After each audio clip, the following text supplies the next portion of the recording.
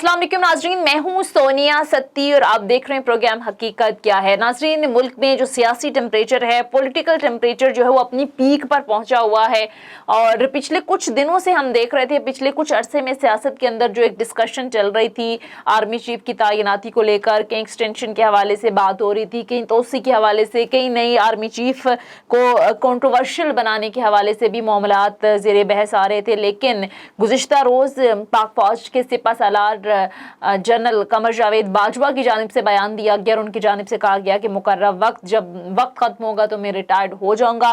साथ में उन्होंने, जैसे पाक फौज बार बार कहती है कि हमें सियासत से दूर रखा जाए, अगेन वही बात की कमर जावेद बाजवा साहब ने। उन्होंने कहा कि पाक फौज को सियासत में ना घसीटा जाए, सियासत से हमें दूर रखा जाए। लेकिन ज़ाहिर है पाकिस्तान की एक हिस्ट्री है कि जो जमातें होती हैं जब वो गवर्नमेंट में आती हैं तो फिर सब ठीक है, इदारों के साथ भी मामला ठीक हैं। जब भी वो अपनी नाकिस पॉलिसियों की वजह से, अपनी बैड गवर्नेंस की वजह से, अपनी नाकामियों की वजह से गवर्नमेंट से चली जाती है किसी भी वजह से, तो फिर इदारों पर ब्लेम किया जाता है, नाम ले लेकर उनको तनकीद का निशाना बनाया जाता है। और ये किसी एक सियासी जमात का मसला नहीं है, सभी अपने अपने दौर में करते हैं। अब नवाज शरीफ साहब जब निकाले गए या जिस तरीके से वो नाहल हुए तो उन्होंने पूरा एक बयानिया बिल्ड किया इदारों के ख़िलाफ़, मुझे क्यों निकाला, और फिर बाहर बैठकर नाम ले लेकर सिटिंग आर्मी चीफ DGI-SI के हवाले से जिस तरह से वो बात करते रहे, मरियम करती रही। और आज इमरान खान साहब भी वही काम कर रहे हैं और आज मरियम नवाज़ कह रही हैं कि किस तरह से इमरान खान जो है वो इदारों को मिलान कर रहे हैं या इदारों पर तनकीद कर रहे हैं। तो पाक फौज का हमेशा से ये एक स्टांस रहा है कि पाक फौज का सियासत से कोई ताल्लुक नहीं है, आप लोग अपने मामलात खुद तय करें। तो अब सवाल अपनी जगह अहम है कि क्या ये स्पेकुलेशंस ख़त्म हो गए हैं कि आर्मी चीफ को एक्सटेंशन दी जाए, तोसी देनी चाहिए, मौजूदा वज़ीर आज़म या मौजूदा गवर्नमेंट इतनी अहल नहीं है या वो कानूनी नहीं है कि आर्मी चीफ का तकर्रर कर सके। अब किसी हद तक ही कम हो जाएंगी स्पेकुलेशन, इस पर बात करेंगे। फिर मरियम नवाज़ लंदन चली गई हैं, नवाज शरीफ की वापसी की खबरें भी बड़ी गर्दिश कर रही हैं, वहां पर मामलात क्या होंगे, इस पर भी प्रोग्राम में बात करेंगे। इसके साथ साथ इसहाक डार साहब के हवाले से, ज़ाहिर है जब से वो आए बड़ी मुआशी हवाले से पेशरफ्त सामने आ रही है, रुपया मुस्तहकम हो रहा है, स्टॉक एक्सचेंज में बेहतरी आ रही है। फिर ज़ाहिर है मुआशी हवाले से भी वो बड़ी पुरुमीद हैं कि मामलात जल्द कंट्रोल में आ जाएंगे। लेकिन सवाल वही अपनी जगह कि आवाम को इसका रिलीफ कब मिलेगा, आवाम को इसका फ़ायदा कब पहुँचेगा। और लॉन्ग मार्च के हवाले से भी ज़ाहिर है बड़ी बात हो रही है, इमरान खान साहब बड़े एक्टिव दिखाई दे रहे हैं, हल्फ लिया जा रहा है अपने लोगों से। तो क्या लॉन्ग मार्च वाकई होगा या फिर प्रेशर बिल्ड करने की टैक्टिक्स हैं? क्योंकि दूसरी तरफ गवर्नमेंट भी बड़ी ज़ाहिर है बात कर रही है कि हम किसी सूरत इनको इस्लामाबाद में दाखिल नहीं होने देंगे। हर तरह से उन्होंने कहा है कि हम पाक फ़ौज के हवाले कर देंगे सिक्योरिटी, और इस इमरान खान साहब के हवाले से कह रहे हैं कि इनको आने नहीं देंगे। और नाज़रीन, इसी सारी सूरत हाल पर बात करने के लिए प्रोग्राम में हमें ज्वाइन किया है साबिक सेक्रेटरी इलेक्शन कमीशन हैं, कॉलमिस्ट भी हैं, एनालिस्ट भी हैं, कंवर दिलशाद साहब। बहुत शुक्रिया कंवर दिलशाद साहब आपके वक्त का। इसके साथ साथ PTI के सीनियर रहनुमा सेनेटर हैं हमारे साथ, वो भी हमें ज्वाइन करेंगे, सेनेटर सैफुल्ला अब्रो साहब। थैंक यू सो मच आप दोनों मेहमानों का। सबसे पहले कंवर दिलशाद साहब, मैं आपकी तरफ आऊंगी। सर, बड़े अरसे से चहमगोइयां हो रही थी, स्पेकुलेशंस चल रही थी आर्मी चीफ के एक्सटेंशन को लेकर, लेकिन आज बड़ा कैटेगोरिकली आर्मी चीफ ने वाशिंगटन में गैर रस्मी गुफ्तगू करते हुए कह दिया है कि वो एक्सटेंशन नहीं लेंगे, मुकर्रर वक्त जब उनका ख़त्म होगा तो वो रिटायर्ड हो जाएंगे। फिर उन्होंने एक बार फिर बात की कि अब फौज को सियासत से दूर रखा जाए, फौज इन तमाम तर मामलात से दूर है। तो कैसे देखते हैं सर, मतलब एक प्लानिंग के तहत जिस तरह से लग रहा था कि कंट्रोवर्शियल बनाया जा रहा है नवंबर में होने वाली तैनाती को, अब आर्मी चीफ की जानिब से ये कहना कि किसी तरह की मैं एक्सटेंशन नहीं लूंगा, रिटायर्ड हो जाऊंगा, आपको लगता है अब ये स्पेकुलेशंस कम होंगी? दरअसल पिछले साल ही, गुज़श्ता साल जो है ISPR के डायरेक्टर जनरल जो है मेजर जनरल बाबर इफ्तिखार साहब ने वाज़ह तौर पर कह दिया था कि आर्मी चीफ जो है वो मजीद एक्सटेंशन नहीं लेंगे, बिल्कुल, और वो अपने मुकर्रर वक्त पर रिटायर्ड हो जाएंगे 28 नवंबर को। लेकिन बहरहाल हमारे सियासी जमातों ने इस पर बहुत ज्यादा तरीके से इसको अबहम पैदा कर दिया और बार बार ये कहते रहे एक्सटेंशन मिलेगी नहीं मिलेगी। फिर हमारे मीडिया में जो खास एंकर जो हैं उन्होंने भी इसके ऊपर बहुत ज्यादा इसको हवा दी। लेकिन असूली तौर पर अफवाज पाकिस्तान जो है वो तय कर चुके थे, कोर कमेटी में ही फैसला हो चुका था, यानी जो हमारे कोर कमांडर बैठते हैं کہ آرمی چیف جو ہے وہ 28 نومبر 2022 کو ریٹائرڈ ہو جائیں گی. تو اب انہوں نے ابہام دور کر دیا، ٹھیک کیا، اچھا کیا. اب ہماری سیاسی جماعتوں میں ایک ہی مسئلہ سب سے سامنے آ رہا ہے کہ جو موجودہ حکومت ہے ان کو اپائنٹمنٹ کرنے کے جو ہے وہ اخلاقی طور پر جو ہے وہ ٹھیک نہیں ہے. تو یہ بات ان کی درست نہیں ہے. یہ کیونکہ اس وقت وزیر اعظم ہے وہ اس کو آپ امپورٹڈ کہیں، سلیکٹڈ کہیں، نومینیٹڈ کہیں، جو بھی کہیں، وہ ایک پرائم منسٹر پاکستان ہے. ابھی چند روز پہلے میں بتاؤں انہی کے پاکستان کے پریزیڈنٹ پاکستان عارف علوی صاحب نے کہا کہ جو ایک سیٹ پہ بیٹھ جاتا ہے وہ آئینی سربراہ ہوتا ہے. ٹھیک ہے، جنرل ضیاء پاکستان کے پریزیڈنٹ تھے، ٹھیک آئینی ہے، پریزیڈنٹ تھے، اور ہم کا احترام کرتے ہیں. اسی طرح سے جو موجودہ حکومت ہے اس کو امپورٹڈ کہنا، سلیکٹڈ کہنا یہ درست نہیں ہے. اور ان کی جو اب جو موجودہ حکومت ہے، یہ پہلے جو سابقہ میں یہ اپوزیشن تھے ان کا یہ کہنا کہ عمران خان صاحب سلیکٹڈ ہیں وہ بھی غلط بات تھی. وہ بھی عمران خان بھی ایک انتہائی معزز طریقے سے قومی اسمبلی کے ایوان سے منتخب پرائم منسٹر پاکستان تھے. اسی طرح اب یہ جو آئے ہیں شہباز شریف صاحب، ان کو عدم اعتماد کے بعد قومی اسمبلی نے، اراکین نے ان کو منتخب پرائم منسٹر بنا لیا. بالکل. یہ جو سیاسی نعرے امپورٹڈ کہنا، یہ کہنا ان کے پاس اختیارات نہیں ہیں، یہ درست نہیں ہے. ٹھیک ہے، آپ یقین جانے میں آپ کو بتانا چاہتا ہوں، جب دوست بھی ہمارے بیٹھے ہیں منکرین کی گائیڈ لائن میں جی جی پلیز. ہاں، انڈیا میں 75% جو قومی اسمبلی کے ممبران ہیں وہ جرائم پیشہ لوگ ہیں، اور وہ باقاعدہ اپنے عدالتوں میں قتل کے مقدمے بھگت رہے ہیں، لیکن وہ اہم عہدوں پر بھی ہیں، وزیر بھی ہیں، پالیسی میٹر بھی کر رہے ہیں. یعنی 75% انڈیا کی پارلیمنٹ جو ہے. تو ہمارے یہاں تو اتنی کیفیت نہیں ہے. تو اب ان کے مقدمے ٹھیک ہے چلتے رہیں گے، احتساب جاری ہے کہ کیس بھی چلتا رہے گا، ضمانتیں بھی لیتے رہیں گے، لیکن آئینی طور پر وہ وزیر اعظم ہے اور وہ اپنا وقت کے پر اپنا نئے chief of the army staff کا تقرر کر سکتے ہیں. ٹھیک ہے، ٹھیک ہے، پوائنٹ ٹیکن سر. آپ ساتھ ہی رہیے گا. سیف اللہ ابرو صاحب بھی ہمارے ساتھ موجود ہیں. سیف اللہ ابرو صاحب بہت شکریہ آپ کے وقت کا بھی. سر، آرمی چیف کی تعیناتی کو لے کر بڑی ظاہر ہے پاکستان تحریک انصاف ہی خاص کر بڑا اس کو کنٹروورشل بھی بنا رہی تھی. کبھی خان صاحب کہہ رہے تھے کہ قمر جاوید باجوہ صاحب موجودہ آرمی چیف کو ایکسٹینشن کا لفظ انہوں نے استعمال نہیں کیا، لیکن انہوں نے کہا کہ جب تک الیکشن نہیں ہوتے آرمی چیف ہی رہیں. بٹ آج انہوں نے کلیریفائی کر دیا ہے کہ جو مدت ہے مقررہ مدت تک وہ آرمی چیف رہیں گے، اس کے بعد وہ ریٹائرڈ ہو جائیں گے. تو اب آپ کو نہیں لگتا کہ ان معاملات کو ختم ہو جانا چاہیے؟ یہ کنٹروورسی اب دم توڑ گئی ہے، ختم ہو گئی ہے، اور پبلکلی اتنے سینسیٹیو ایشوز کو اس طرح سے ڈسکس بھی نہیں کرنا چاہیے. دیکھیں جی، پہلے تو ایک خان صاحب نہیں ہے پورے پاکستان میں، 22 کروڑ آبادی ہے اور ساری قوم جو ہے اس میٹر پہ ڈسکس کرتی ہے. اور جو آپ نے کہا کہ خان صاحب نے اس کو کنٹروورشل بنایا ہے، ایسی کوئی بات ہی نہیں ہے. سارے پولیٹیشین جب ان سے کوئی سوال پوچھا جاتا ہے تو خاص کر کے سوال تو آپ لوگ جو ٹی وی اینکر سے وہی پوچھتے ہیں نا. جب سوال پوچھتا ہے تو آدمی جواب تو دیتا ہے، ہر کوئی اپنے اپنے سوچ اور اسی حساب سے حالات کے حساب سے جواب دیتا ہے.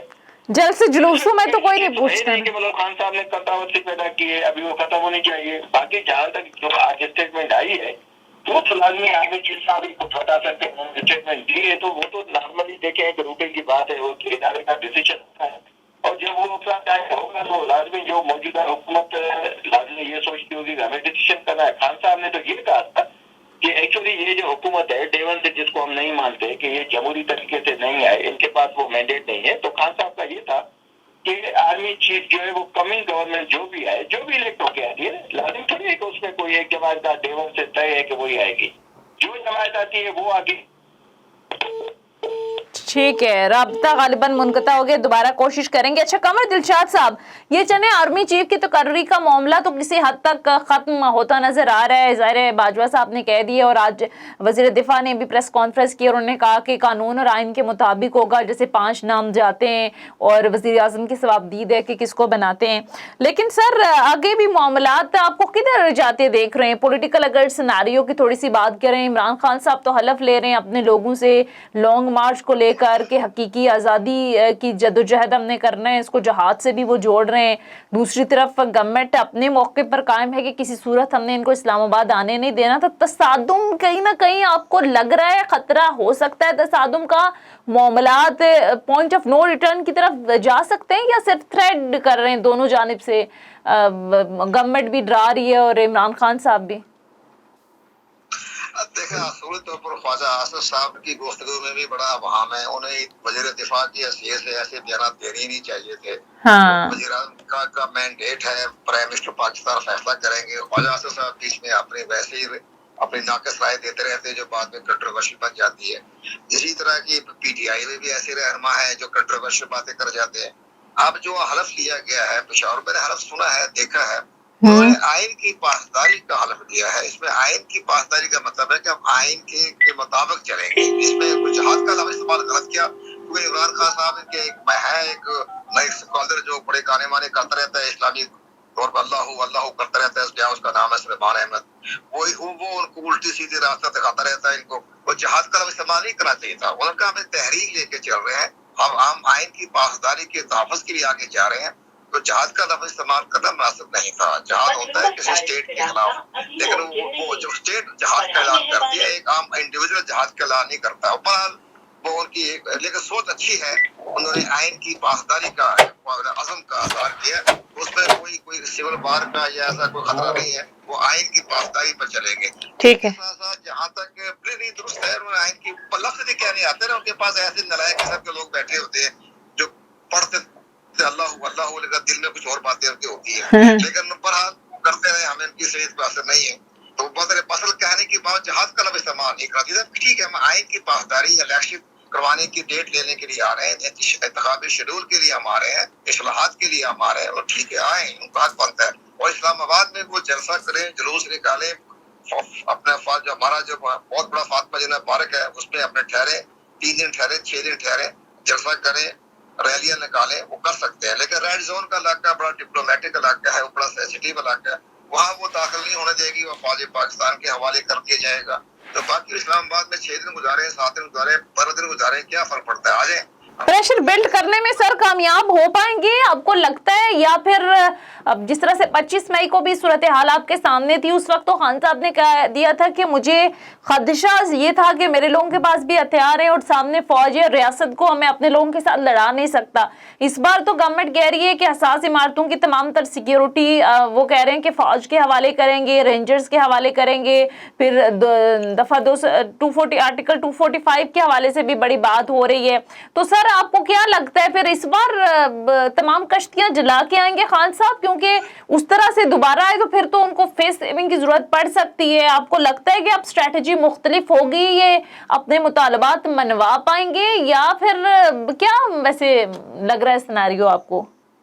पहली बात तो हमें नजर ये आ रहा है कि ये ठीक है, रियासत को चाहिए कि अपने स्टेट के रियासत को बचाना होता है कि उसकी इसके अंदर तहरीरकार भी आ सकते हैं। इमरान खान साहब की पार्टी के लोगों को तो ठीक है, वो पाकिस्तानी है, वो वतन है, PTI के मेंबर हैं, वो तो कोई ऐसी हरकत नहीं करेंगे। लेकिन इसकी आड़ में जो है अफगानिस्तान से भी, इंडिया से भी और दीगर इलाकों से भी, बलूचिस्तान के लोगों की तरफ से भी खतरात है कि उनके तहरीरकार इसमें शामिल ना हो जाए और हमारी स्टेट के इदारों को या बिल्डिंगों को नुकसान ना पहुंचा दें। उसके लिए आर्टिकल 245 के तहत ये, लेकिन सबसे बड़ी बात है इमरान खान को ये भी देखना पड़ेगा कि इसके अंदर जो पार्टी के जो मेंबरान हैं उसके अंदर दीगर लोग ना आ जाए। लेकिन मेरा नजर ये आ रहा है कि इस्लामाबाद में नहीं आना है इन्होंने, ये ठीक है कि जो मिस कॉल करते रहेंगे और मिस कॉल करते करते नवंबर दिसंबर का महीना भी गुजर जाएगा और कोई इस्लामाबाद की तरफ आने ना कोई इंतजामी तौर पर तैयार है। वो बड़ा मुश्किल तरीन मामला होता है इस्लामाबाद आना या ठहरना, बात करना, ये बहुत मुश्किल काम है। ये सिर्फ मिस कॉल करते रहेंगे और मिस कॉल करते करते दिसंबर का महीना गुजार देंगे। ठीक है। अच्छा गवर दिलशाद साहब, एक और बड़ा अहम मामला है नवाज शरीफ साहब की वापसी को। मरियम तो आज लंदन रवाना हो गई हैं, कल उन्होंने प्रेस टॉक की, उन्होंने कहा कि नवाज शरीफ साहब को वापस लेकर ही आऊंगा। तो इम्कान है नवाज शरीफ साहब की वापसी का। और दूसरा जाहिर है आर्टिकल 62(1)(f) के हवाले से एक केस में सुप्रीम कोर्ट ने भी कहा है कि ये काला कानून है। सेनेट में भी इस हवाले से तरमीम पेश कर दी गई है कि सादिक अमीन का लफ्ज निकाल दें। तो सर कोई रास्ता वापसी का हमवार हो रहा है, नवाज शरीफ साहब की वापसी के इम्कानात हैं? जैसे कि ऑनरेबल चीफ जस्टिस पाकिस्तान ने जो आर्टिकल 62(1)(f) की जो तशरीह की है वो मेरी नजर में दुरुस्त नहीं है। अच्छा, वो ऐसा आइन का आर्टिकल है जो कि बकायदा इस्लामी के बारे में है। वो ऐसा मेंबर कौमी असेंबली होना चाहिए, पार्लियामेंटेरियन जो पारसा हो, इस्लामी असूलों को जानता हो, इस्लामी शायर को जानता हो, इस्लाम का पाबंद हो। उसके बारे में ये कहना कि ये काला कानून है, ये ऑनरेबल चीफ जस्टिस साहब को ये नहीं कहना चाहिए था। हमारे जैसे नाकिस इल्म रखने वालों को لیکن وہ یہ کہنا چاہیے تھا اس پہ ابہام ہے اور اس کو ہماری پارلیمنٹ کو چاہیے کہ اس میں ترمیم کر لیں، امینڈمنٹ کر لیں تو ٹھیک ہے ہاں، پارلیمنٹ۔ لیکن سر ایک پھر ڈسکشن یہ بھی چلتی ہے نا کہ مطلب صادق اور امین ایک انسان کے لیے تھوڑا سا ایک صادق اور امین ہونا چاہیے، بٹ یہ تو کوئی کرائٹیریا نہیں بنتا، مطلب ایک انسان کے لیے ظاہر ہے انسان اشرف المخلوقات ہے لیکن خطا کا پتلا بھی ہے، تو کون ویسے اس سیاست کے اندر صادق اور امین ہو سکتا ہے؟ کہیں نہ کہیں انسان سے غلطیاں بھی ہو سکتی ہیں، تو وہ کہیں نہ کہیں یہ بھی ڈیبیٹ ہے کہ اس ساری صورتحال کے تناظر میں چیف جسٹس کا بیان ہے، اور دوسرا یہ کہ تا حیات نااہل کر دینا، اس پر تو جو پولیٹیکل اوپوننٹ ہے اس وقت وہ بھی کہتے ہیں کہ یہ نہیں ہونا چاہیے، یہ تا حیات نااہلی کی طرف معاملات نہیں جانے چاہیے، ٹھیک ہے آپ سزا دیں 5 سال 10 سال، تو آپ کو نہیں لگتا کہ یہ اگر ختم ہو جائے سیاست کے اندر سے تو یہ مطلب جس طرح سے نواز شریف صاحب کا معاملہ ہی آپ دیکھ لیں، ظاہر عوامی ایک مقبول لیڈر تھے، ایک بڑی سیاسی جماعت کو ان کو ناک آؤٹ کر دینا سیاست سے ہی، تو یہ آپ کو نہیں لگتا کہ بدلنا ہوگا اس سسٹم کو؟ دیکھیں جی ٹھیک ہے، نواز شریف صاحب کو اگر آنا چاہیں تو ان کا حق بنتا ہے، وہ ٹھیک ہے پارٹی کے رہبر ہیں، لیکن اسی کو میں یہ حیران ہوں کہ آنریبل چیف جسٹس صاحب عمر عطا بندیال صاحب جو ہے جسٹس آصف سعید کھوسہ کے بینچ کا حصہ تھے 27 جولائی 2017 کو، اور انہوں نے نواز شریف صاحب کو تاحیات نااہل قرار دیا، تو آج یہ جو جملے فرما رہے ہیں آنریبل چیف جسٹس صاحب، تو کیا اس وقت انہوں نے کوئی اختلافی نوٹ لکھا؟ انہوں نے دستخط کر دیے، متفقہ فیصلہ ہو گیا، تو آج وہ اپنے فیصلے کو تبدیل کیسے کر رہے ہیں؟ اس کو تبدیل کرنے کا کیسے تبدیل کرے؟ اس کا مطلب ہے کہ ہماری عدلیہ جو ہے وہ وقت کے ساتھ موسمیات کے حالات دیکھتے ہوئے، گلیشیئر کو دیکھتے ہوئے فیصلے بدلتی ہے۔ ایک فیصلہ ہوتا ہے وہ بڑا فیصلہ ہوتا ہے، اس کو اب ترمیم کرنے کے لیے 17 رکنی جج چاہیے، 17 رکنی سے فل کورٹ بیٹھ کر اس کو ترمیم کرنے کی جو ہے پک ہوتی ہے، اور آئین میں لکھا ہوا ہے۔ یہ نہیں ہوتا کہ اس سے ویسے فائدہ کس کس کو ہو سکتا ہے سر؟ فیصل واؤڈا صاحب کو ہو سکتا ہے، پھر جہانگیر ترین صاحب کو فائدہ ہو سکتا ہے، نواز شریف صاحب کو ہو سکتا ہے، عمران خان صاحب کا معاملہ اگر نااہلی کی طرف جاتا ہے تو کہیں نہ کہیں وہ بھی اس سے بچ جائیں گے، تو آپ کو لگتا ہے کہ فائدہ سب کو ہی ہونا ہے؟ نہیں جناب، یہ بہت بڑا دھماکہ ہو جائے گا، ان کو چیف جسٹس صاحب کو ادراک نہیں ہے۔ یہ آئین کے آرٹیکل 2A کا تسلسل ہے، اور آئین کا آرٹیکل 2A جو ہے قراردادی مقاصد ہے، اس میں یہ لکھا ہوا ہے آرٹیکل 2A میں کہ پاکستان کا اقتدار اعلیٰ جو ہے اللہ تعالیٰ کے پاس ہے، اور اقتدار اعلیٰ جو ہے خدا کو دیا گیا، آئین نے دیا اللہ کو، اللہ اقتدار اعلیٰ ہے، اور اس کے نیچے جو ان کے ہوں گے نائب خلیفہ، وہ بادشاہ ہوں گے، نیک ہوں گے، اور اسلامی شعار کو سمجھتے ہوں گے، سنت رسول پر عمل درآمد کرنے والے ہوں گے، تو وہ نائب خلیفہ کی تعریف کی گئی ہے قرارداد مقاصد میں، اور اسی کو لے کر وہ آرٹیکل 62(1)(f) کو اس جنرل ضیاء الحق کے زمانے میں 8ویں امینڈمنٹ میں اس کو شامل کیا گیا تھا، لیکن یہ آرٹیکل 2A کا تسلسل ہے۔ اب اگر قرارداد مقاصد کی روح کو ختم کرنا چاہتے ہیں تو ختم نہیں کر سکتے، وہ آئین کا ڈھانچہ ہے۔ لیکن اس کی آپ کو یاد ہوگا سر، پیپلز پارٹی اور پی ٹی آئی نے 18ویں ترمیم کے ٹائم اس کی مخالفت کی تھی، PMLN نے تو کہا تھا ٹھیک ہے، لیکن انہوں نے مخالفت کی تھی، لیکن اس کو بھگتنا بھی پھر زیادہ PMLN کو پڑ رہا ہے، تو آپ کہہ رہے ہیں کہ یہ اتنا آسان نہیں ہے اگر ترمیم کرنا بھی چاہیں یا اس قانون کو بدلنا بھی چاہیں تو؟ نہیں، یہ آسان نہیں ہے کام، یہ بہت بڑا آسان کام ہے۔ جس وقت پتا ہمارے جو پاکستان کی سیاسی جماعتیں ہیں، جب انہیں اس سے ہٹ کر جو ہماری موجودہ حکومت اور موجودہ اپوزیشن سے ہٹ کے جو لوگ ہیں وہ یہ محسوس کریں گے یہ آئین کے آرٹیکل 2A کی خلاف ورزی ہو گئی ہے، قرارداد مقاصد کی روح پر حملہ کر دیا گیا ہے، تو وہ اس کو برداشت نہیں کریں گے۔ تو پھر نواز شریف صاحب کی واپسی پھر سر وہ تو پھر ان کا معاملہ پھر کدھر جائے گا؟ نواز شریف صاحب کی جو کوئی خدائی مخلوق تو نہیں ہے نا، وہ ایک عام انسان ہے، اس نے منی لانڈرنگ کی ہے، کرپشن کی ہے، وہاں باقاعدہ عمران خان صاحب جو 5 سال سے جو بتا رہے ہیں وہ سب باتیں درست ہے، وہ ٹھیک ہے کہ انہوں نے اسے ہماری سپریم کورٹ آف پاکستان نے ان کو نااہل قرار دے دیا، تاحیات نااہل قرار دے دیا، اس پر انہوں نے اپیل کوئی نہیں کی، تو اب یہ 5 سال کے بعد واپس آ رہے ہیں، تو وہ تو اپنے آئے اپنے مقدمہ بھگتے، اپنے ملک ان کا ہے، سنبھالے اپنی سیاست، یہ تھی لیکن سر تا حیات نااہلی کا جو یہ 62(1)(f) یا یہ اس آرٹیکل کے تحت ہوئی ہے، تو یہ جب تک پارلیمنٹ سے ترمیم نہیں ہوتی یا عدالت اس کو ریویو نہیں کرتی پھر تو وہ پھر اہل نہیں ہو سکتے نا پاکستانی پولیٹکس میں؟ نہیں، نہ مریم نواز اہل ہو سکتی ہے جب تک کہ وہ تو خیر ٹھیک ہے، اسلام آباد ہائی کورٹ میں کیس وہ تو ہو گیا نا، وہ تو ختم ہو گیا، ہاں وہ تو ٹھیک ہو گیا، ٹھیک ہے، درست فیصلہ ہے، درست، لیکن نواز شریف کا معاملہ بڑا مشکل ہے. اس کو ہماری جو موجودہ پاکستان جو ہے وہ فیصلہ کرے گی کہ اس کو وہ کہے گی, ریکمنڈیشن دے گی, سفارشات کرے گی, تشریح کرے گی کہ پارلیمنٹ اس کے بارے میں غور و خوض کرے. یہ پارلیمنٹ اس میں ترمیم کر سکتی ہے. ہاں لیکن وہ سر عواؤں کا رخ دیکھ کر فیصلے بدل بھی دیتے ہیں نا. پاکستان کی پوری ایک ہسٹری ہے, دیکھیں اس سے پہلے بھی یہ کوئی پہلا واقعہ نہیں ہے. نواز شریف صاحب 90s میں آپ دیکھیں معاملات کیا تھے اس وقت, تو بلکہ یہ لگتا تھا کہ شاید کبھی واپس نہیں آئیں گے, لیکن پھر آئے اور پھر انہیں حکومتیں بھی بنائی. تو یہ پھر عواؤں کا رخ جب سر بدلتا ہے تو آہستہ آہستہ کیسز بھی ختم ہو جاتے ہیں, پھر یہ دل جاتے ہیں داغ. یہ درست فرما رہی ہیں آپ دیکھو نا کہ باقاعدہ یہ جو جسٹس ہاج چودھری نے جو ہماری عدلیہ کا جو نقصان پہنچایا, ناقابل اطلاقی نقصان پہنچایا چیف جسٹس بن کر, پتہ نہیں کس کے اشارے پر چیف جسٹس بنے تھے, کس کے اشارے پر تحریک چلا رہے تھے. انہوں نے جب یہ کہا, جو 70 سال کی سزا دی جسٹس فیصل نے, اور جو سندھ ہائی کورٹ کے جج تھے, جب فیصلہ نام تھا غالباً, انہوں نے جب وہ 70 سال کی سزا دی تو میں وہی تھا, اتفاق سے ہمارا بھی کوئی لگا ہوتا ہے الیکشن کمیشن کا, تو اس پہ ہم حیران ہو گئے. چیف جسٹس خاص چودھری صاحب نے 15 سیکنڈ میں اس کو قرضم قرار دے دیا. 15 سیکنڈ میں اٹارنی جنرل کو بولنے نہیں دیا, کوئی کسی کو بات نہیں کر, بس کہا ٹھیک ہے ختم, سزا ختم, فائل اٹھا کے باہر پھینک دی انہوں نے. اچھا چلے جی ختم, ہم دیکھتے ہیں, ہم تو خرا ہنستے رہے کیا, اور ٹھیک ہے جسٹس فراز صاحب نے فائل اٹھا کے پھینک دی باہر, نہیں بس ختم, 70 سال کا قرضم, وہ الیکشن لڑے, ختم ہو گیا. اچھا ختم ہو گیا. یہ ہماری عدلیہ ہے جناب. یہ کسی نے دوسرے اس میں بغض ماجیہ تھی, مشرف کے خلاف نفرت بہت زیادہ تھی. چلیں سر زیادہ تو انہیں عدالت کا نوٹس نہ آ جائے, مت ذرا ہوتی ہے. بڑا اچھا فیصلہ کیا ہمارے جسٹس چیف جسٹس اسلام آباد ہائی کورٹ نے, بڑا اچھا فیصلہ کیا. ان کا بھی عام باتوں میں توہین عدالت نہیں لگتی, وہ بڑا اچھا فیصلہ کیا جسٹس, اچھا بہت اچھا فیصلہ کیا. ہاں چلیں سر, توہین عدالت مذاق نہیں ہے. ہاں آپ اپنے خیالات کا اظہار کریں. یہ ٹھیک ہے, ہمارے آنریبل چیف جسٹس نے بڑا اچھا فیصلہ کیا اسلام آباد ہائی کورٹ. بالکل ہاں ٹھیک ہے. چلیں سر آگے بڑھتے ہیں. اب سر اسحاق ڈار صاحب کی واپسی کو آپ کس تناظر میں دیکھتے ہیں؟ ایک طرف تو یہ ڈسکشن چل رہی ہے کہ ظاہر ہے پارٹی کے اندر اس پر لے کر بڑا اختلاف بھی ہے, پھر مفتاح اسماعیل صاحب الگ سے پریس کانفرنس کر دیتے ہیں کہ یہ کس طرح سے ریلیف دے رہے ہیں عوام کو. اب ویسے ڈالر تو روپیہ مستحکم ہوا ہے ڈالر کے مقابلے میں, پھر پیٹرول پرائسز بھی کم ہوئی ہیں, اسٹاک ایکسچینج میں بہتری آ رہی ہے. یہ تسلسل قائم رکھ پائیں گے یا پھر آرٹیفیشلی جو ایک الزام لگتا ہے کہ مینیج کر لیتے ہیں چیزوں کا جس کا ظاہر بعد میں نقصان ہوتا ہے, وہ سیناریو لگ رہا ہے آپ کو؟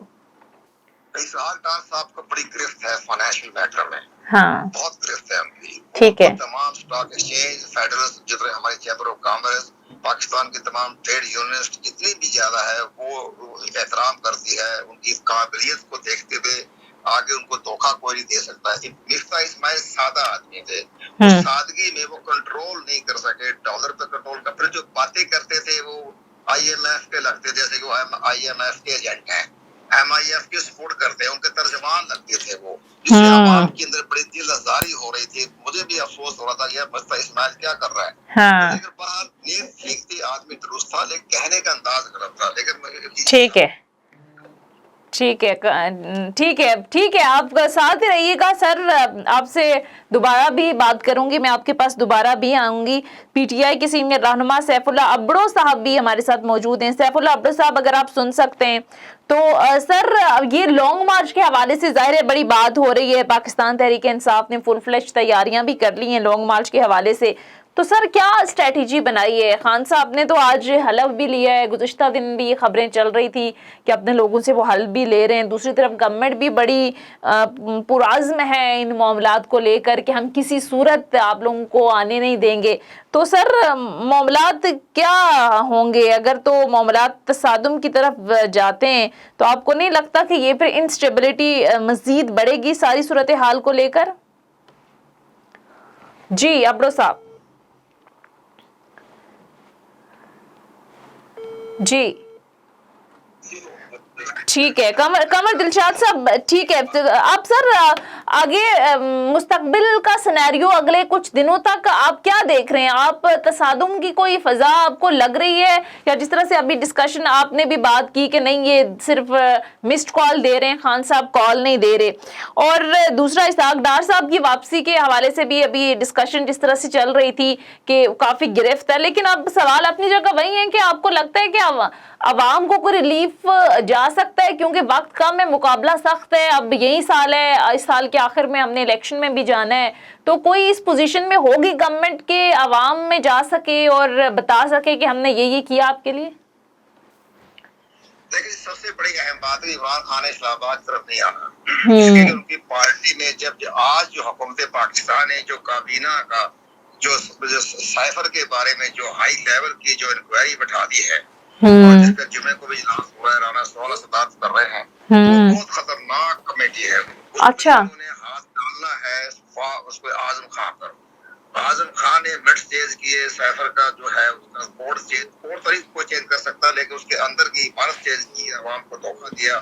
اس پر جو اعظم خان کا جو معاملہ پیش آ رہا ہے, اعظم خان کو میری نظر میں بیوروکریٹ بہت کمزور ہوتا ہے. بیوروکریٹ میں چند لوگ بڑے ہوتے ہیں, بڑے طاقتور لوگ جو اسٹینڈ دے جاتے ہیں. میں ایک مثال دے دیتا ہوں آپ کے سامنے. پاکستان کی بیوروکریسی میں سب سے زیادہ دلیر اور جرأت پر بیوروکریٹ جو تھے گریڈ 22 کے, وہ ڈائریکٹر جنرل جو تھے آئی بی کے بھی تھے, اور پرنسپل سیکرٹری بھی تھے ذوالفقار علی بھٹو صاحب کے.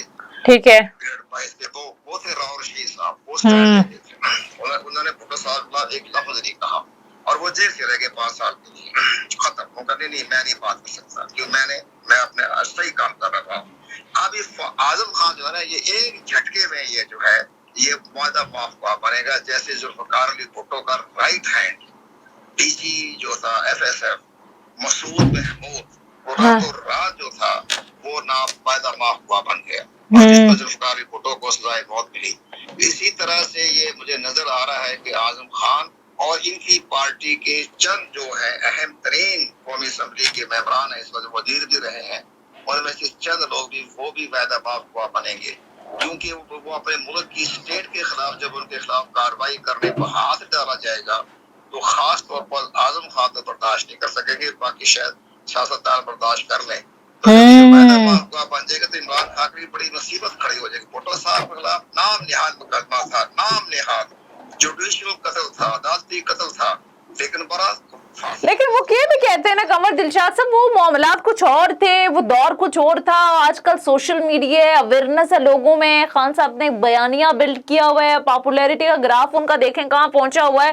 تو دیکھیں 1-2 بار تو انہوں نے فیصلہ بھی کیا ہے نا خان صاحب کو گرفتار کرنے کا, تو پبلک جس طرح سے ان کے گھر کے باہر پہنچ گئی, تو آپ کو نہیں لگتا کہ وہ اس وقت سے کمپیریزن نہیں کر سکتے؟ حالانکہ بہت سارے لوگ کہتے ہیں کہ یار خان صاحب سے بھی بڑے بڑے مقبول لیڈر آئے, وہ جس طرح سے انہیں شہید ہوئے, یا جس طرح سے انہیں جسے جوڈیشل مرڈر آپ نے بھی ذکر کیا, ذوالفقار علی بھٹو اپنے وقت کے کتنے فیمس تھے, تو اس وقت بھی کوئی اتنا خاص ریئیکشن نہیں آیا. تو یہ لوگ جلسے جلوسوں میں تو آ جاتے ہیں, بٹ جب مار کھانے کی بات آتی ہے یا پھر وہ انقلاب کی ایک بات ہوتی ہے تو وہاں پھر پیچھے ہٹ جاتے ہیں. تو آپ کو کیا سیناریو لگتا ہے, خان صاحب کا بھی کچھ ایسا ہی سین ہوگا؟ کوئی نہیں آنا جس وقت ان کے اندر ہوگا, عمران خان صاحب دیکھتے ہی رہ جائیں گے. اچھا, سے کہ ان کے اندر پارٹی میں کوئی زیادہ کوئی نظریاتی آدمی کوئی نہیں ہے, نہ عمران خان نے کوئی جانشین مقرر کیا ہے. بھٹو صاحب کو جانشین تو نصرت بھٹو تھی, ان کی اہلیہ, اور بعد میں بے نظیر نے کیا سنبھالی. یہاں تو کوئی جانشین بھی کوئی نہیں ہے. اب باقی رہ گیا, آپ نے کہا جو کوئی انہوں نے بنی گالا پہ کوئی پولیس کا ٹینک نہیں تھا, اور جس وقت جو صحیح معنوں میں آپریشن کیا جائے گا تو کوئی نظر نہیں آئے گا, کوئی نظر نہیں آئے گا. اس کے اسٹیٹ کے سامنے کوئی آدمی نہیں ٹھہر سکتا. ٹھیک ہے, جلسے میں آ جاتے ہیں کہ ٹھیک ہے تقریر سنی ہے, عمران خان کا بڑا کرشماتی شخصیت ہے. باقی رہ گیا سوشل میڈیا کوئی ویلیو نہیں ہے. ٹھیک ہے, ایک ہفتے بھی بند کر دے گے, مہینہ بھی بند کر دے گے, نیٹ ورک بند ہو جائے گا, سوشل میڈیا بند ہو جائے گا, یوٹیوب بند ہو جائے گی, تو کہاں نظر آئیں گے لوگ؟ پوائنٹ ٹیکن سر, وقت ختم ہو گیا ہے. بہت بہت شکریہ. سابق secretary election commission, senior analyst, columnist Qamar Dilshad صاحب ہمارے ساتھ موجود ہے. بہت شکریہ سر آپ کے وقت کا. ناظرین یہ تھا ہمارا آج کا پروگرام. فیڈ بیک ضرور دیجیے گا. اگلے پروگرام تک اجازت دیجیے. خدا حافظ.